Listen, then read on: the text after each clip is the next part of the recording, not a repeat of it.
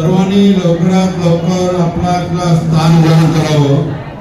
साहेबांना अजून याच्या पुढे भरपूर कार्यक्रम आहे। मित्रांनो, कृपया खाली बसून घ्या। मान्यवरांना दुसऱ्या कार्यक्रमासाठी जायचे, त्यामुळे आपण आपला कार्यक्रम लवकरात लवकर आटोपता घेणार आहोत।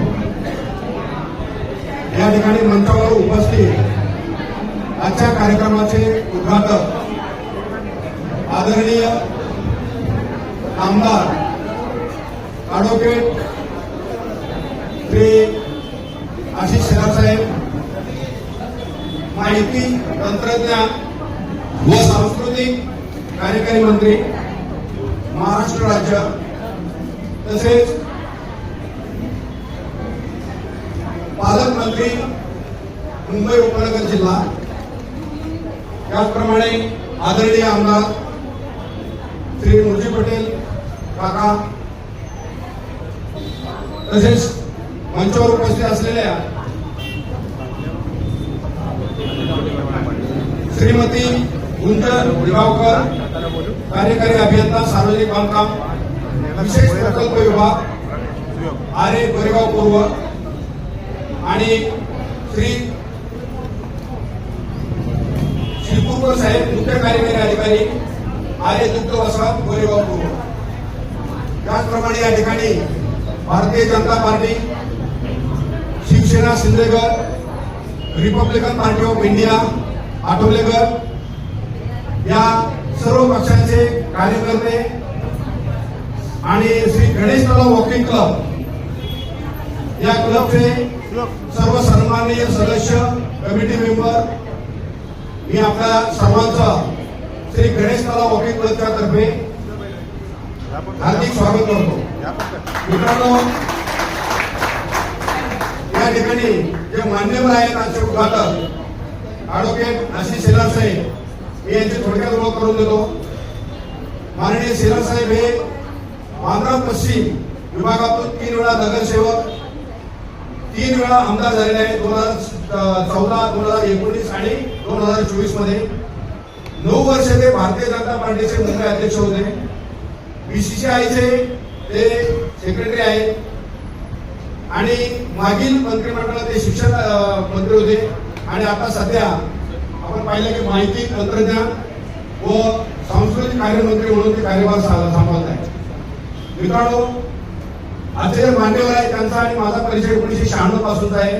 मी त्यांच्या कार्यक्षेत्रामध्ये जवळपास 10 वर्ष नोकरी केलेली आहे. आणि आपण जर 2014 पूर्वीचा जर बांद्राचा इतिहास पाहिला, बांद्रा खान एरियाचा, तर असं वाटतं की आपल्याला पूर्वी तरी एवढे कोणी नव्हतेच.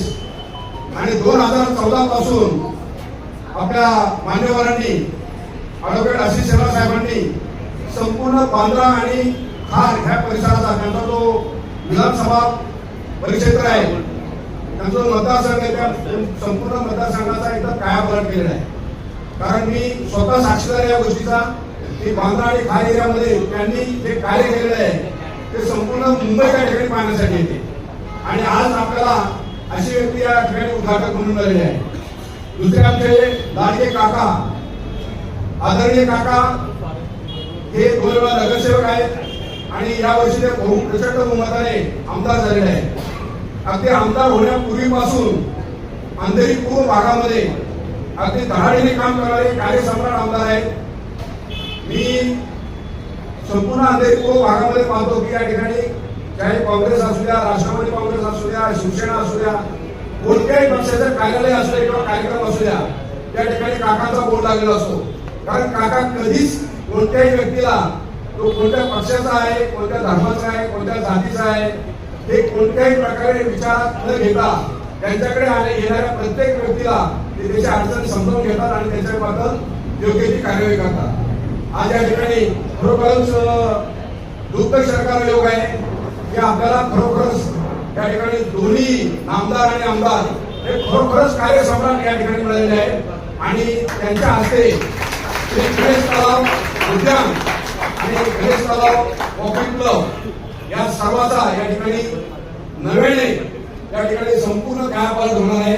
आणि त्यांचं उद्घाटन माननीय आशिष शेलार साहेब यांच्या हस्ते झालेलं आहे. मी आपण या सर्व या ठिकाणी काही वाहतुकीच्या समस्येमुळे थोडे सर लेट झालेले आहे, परंतु तरी देखील आपण सर्वांनी पेशन्स ठेवून या ठिकाणी थांबला आणि या कार्यक्रमाची शोभा वाढवली. त्याबद्दल मी आपल्या सर्वांचं हार्दिक स्वागत करतो. या ठिकाणी जास्त वेळ नसल्यामुळे मला थोडक्यात सांगायचं सांगितलं असल्यामुळे मी जास्त बोलत नाही, परंतु श्री गणेश तलाव वॉकिंग क्लब याबद्दल मी फार थोडक्यात माहिती सांगतो. प्रतिबंध होत होता आणि अशा वेळी मी आणि माझे एक मित्र निलकंठ सूर्यवंशी या ठिकाणी सहज फिरत आलो आणि ही जागा पाहिली आणि ठरवलं की या ठिकाणी आपण लोकांना वॉकिंगसाठी आपण काहीतरी करू शकतो. आणि आम्ही सुरुवात केली आणि आज आमच्या श्री गणेश तलाव वॉकिंग क्लबचे 260 पेक्षा जास्त मेंबर कार्यरत आहेत. एका व्यक्तीपासून काम झालेला क्लब आज 260 पेक्षा जास्त मेंबर आहे. आणि गेल्या 4 वर्षांमध्ये या संपूर्ण परिसराची स्वच्छता आमच्या क्लबचे मेंबर करतात, वृक्षारोपण करतात. या ठिकाणी काकांनी आमच्या क्लबसाठी ज्या काही सुविधा उपलब्ध करून दिलेल्या, हा हॉल काकांनी बांधून दिलेला आहे. सीसीटीव्ही कॅमेरे, इलेक्ट्रिक कनेक्शन,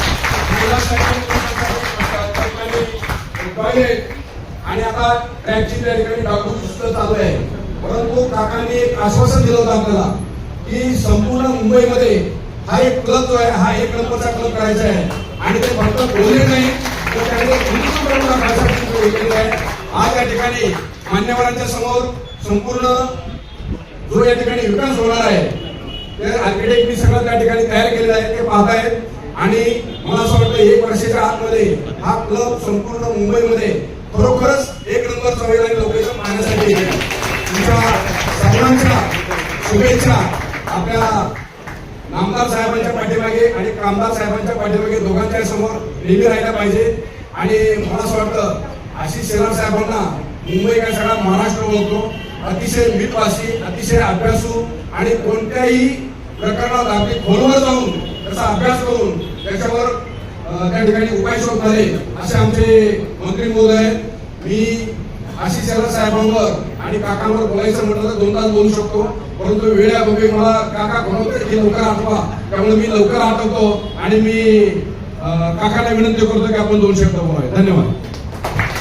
साहेबांना विनंती करतो की आपले लोकप्रिय पालकमंत्री महाराष्ट्राचे ते मंत्री आशिष शेलार साहेब यांच्या आपण दोघांनी मिळून स्वागत करावं. अंधेरी पूर्व हे पूर्व विभागात एक उद्घाटन आहे. श्री गणेश वॉकिंग क्लब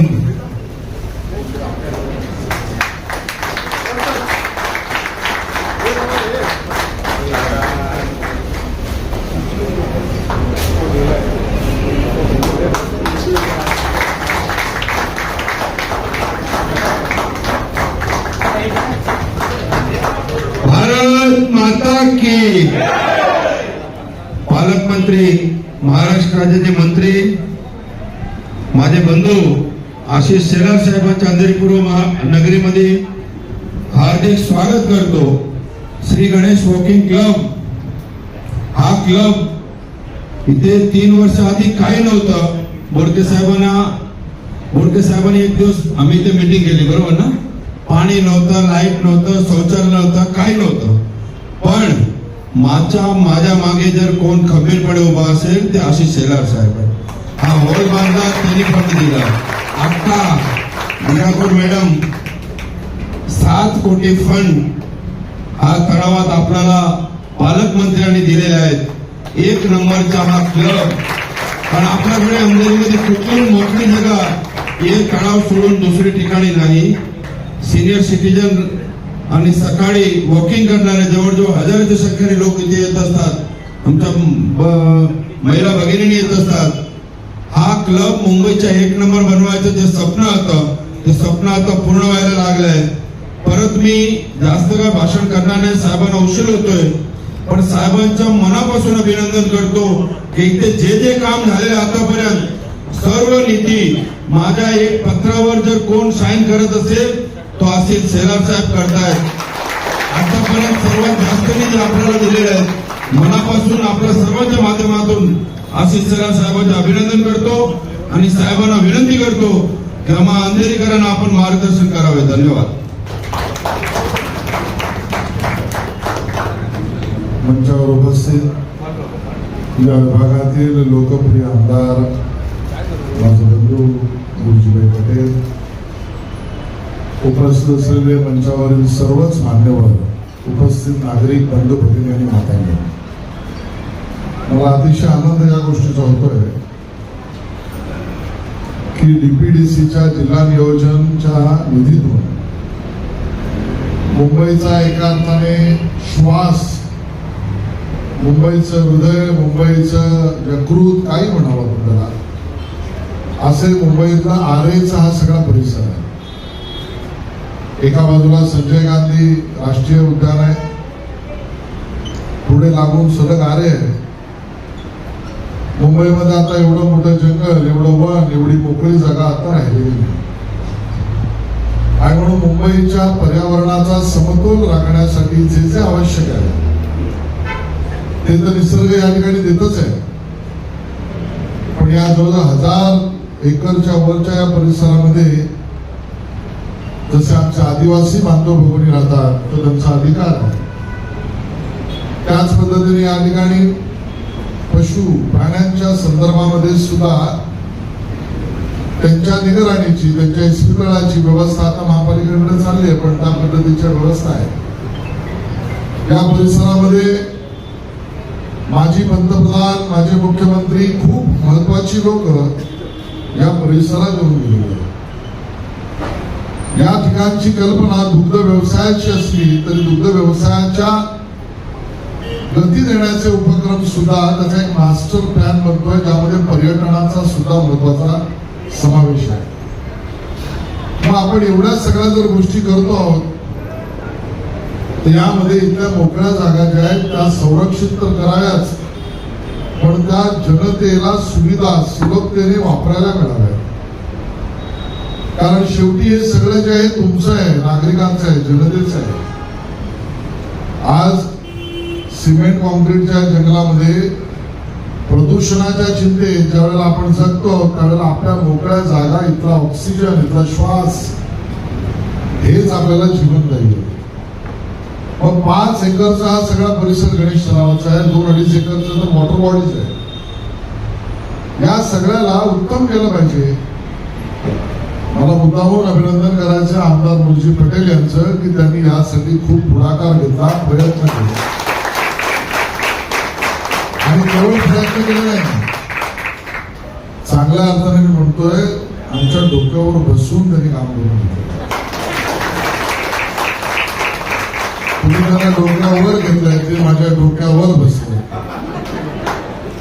आमचे अधिकारी पण त्रस्त आहेत. पाठच सोडत नाही माणूस. हे काम झालं पाहिजे म्हणजे झालंच पाहिजे. आणि बरं, काम करून घेण्याची कला पण आहे. काही लोक काम झालं नाही तर बघून घेऊ, काम कसं नाही करता बघून घेऊ. गुरुजी पटेलला काकाला आपण सांगितलं आज नाही उद्या बघू, तो उद्या बरोबर पोहोचणार. आज दुपारी नाही संध्याकाळी बोलू, संध्याकाळी पोहोचणार. संध्याकाळी सांगितलं रात्री भेटू, रात्रीपर्यंत उभा राहणार. पण माझ्या अंतरित्या नागरिकांचं काम करणार म्हणजे करणार, तोपर्यंत पुढचा सोडणार. आणि या अर्थाने काम उभवत आहे, ज्याच्यामध्ये 6-6.5 कोटीचा विशेष निधी आम्ही वळता केला. PWDचा आमच्या विभागात सार्वजनिक बांधकाम विभागाचा निधी ते आपण लक्षात घ्या की आपण त्या ठिकाणी वळता करून या ठिकाणी आज चालायची रस्ता, खेळण्याची व्यवस्था, लहान मुलांची व्यवस्था, उत्कृष्ट वनस्पती, उत्कृष्ट त्या ठिकाणी फुलांची झाडं, याबरोबर आत असलेल्या वॉटर बॉडीज मधले आमचे जे पशुमित्र आहेत, कासव असो अजून कोणी असो, यांना सुद्धा त्यांच्या सुद्धा पनपण्याची, राहण्याची व्यवस्था, व्ह्यू गॅलरी आणि तलावाचा व्ह्यू अखंडपणे लोकांना मिळाला पाहिजे म्हणून त्याची व्यवस्था या सगळ्या गोष्टी होते. आज भूमिपूजन करताना याचा आनंद होतोय, कारण आरेच्या नावावर राजकारण करणारे राजकारण करतायत, पण केलं काय सांगत नाही. आरेमध्ये ज्यांनी आरे आम्ही वाचवली, आरे साठीचा लढा लढला म्हणून मेट्रोला विरोध केला. मुंबईतल्या पर्यावरण पूरक वाहन व्यवस्थेचा विरोध ज्या लोकांनी केला, त्या उभाटाच्या लोकांना आमचा सवाल आहे, तुम्ही काम काय केलंय सांगा. आज या ठिकाणी काम होत आहे. आज या सगळ्या 6-6.5 कोटीच्या व्यवस्था उभा राहत आहे, त्याचं नारळ फोडलं आम्ही केवळ भाषणापुरता नाही आहोत. आणि मग ही सेवा देणं हेच काम माननीय मुख्यमंत्री देवेंद्र फडणवीसजी, उपमुख्यमंत्री एकनाथ शिंदेजी, अजितदादा पवार या सगळ्या मंडळींनी पालकमंत्री म्हणून आमच्यावर जबाबदारी टाकली. त्या जबाबदारीच्या भावनेतून आपण भेटलेलो आहोत. असंख्य कामं या विभागात चालू आहे. मला या ठिकाणी मुद्दाम उल्लेख करायचा आहे की मुंबई उपनगरामध्ये पशु पक्षी यांच्यासाठी सरकारी इस्पितळ नाही. आज गल्लोगल्ली आमच्या पशूंसाठी, कुत्र्यांसाठी असेल, मांजरांसाठी असेल, इस्पितळं निघाली, डॉक्टर्स बसत आहेत, वेटरनरी डॉक्टर्स बसत आहेत, हजारो रुपये चार्ज केले जात आहेत. चांगली गोष्ट तो त्यांना लागला पाहिजे. पण माझ्या गरीब घरातल्या माणसाला सुद्धा त्याच्या घरातली माणसं असेल, अजून काही असेल, तिच्या रखरखावसाठीची व्यवस्था नाही. पहिल्यांदा पालकमंत्री झाल्यावर आपण काम करतोय. जवळजवळ 50 कोटी रुपयाच्या कामाची मंजुरी घेतली, प्लॅन अप्रूव्ह झालं, HPC झाला, आता टेंडर निघतंय. या गोरेगावला आपण पहिल्यांदा पशूंसाठी सरकारी स्वस्त दरात मोफत ट्रीटमेंट देणारं इस्पितळ उभारलं. आणि म्हणून आम्ही विरोधकांना म्हणतो काम दाखवा, कामावर मत मागा. आम्ही कामावर मत मागायला आलेलो आहोत. आज मेट्रोचं काम सुरू आहे. उपनगरी रेल्वेमध्ये असलेल्या स्टेशनवर एलिव्हेटर्स लागले, लिफ्ट लागले, प्लॅटफॉर्मची हाईट वाढली. आमच्या दिव्यांग मित्रांसाठी सुद्धा सोय असेल अशी रचना त्या ठिकाणी उभी केली. पूर्वी कधी उपनगरी रेल्वेच्या प्लॅटफॉर्मवर वोकल फॉर लोकल, स्थानिक माता भगिनींनी केलेल्या गोष्टी विकण्याची व्यवस्था नव्हती, आज आहे. आज त्या ठिकाणी केली आहे.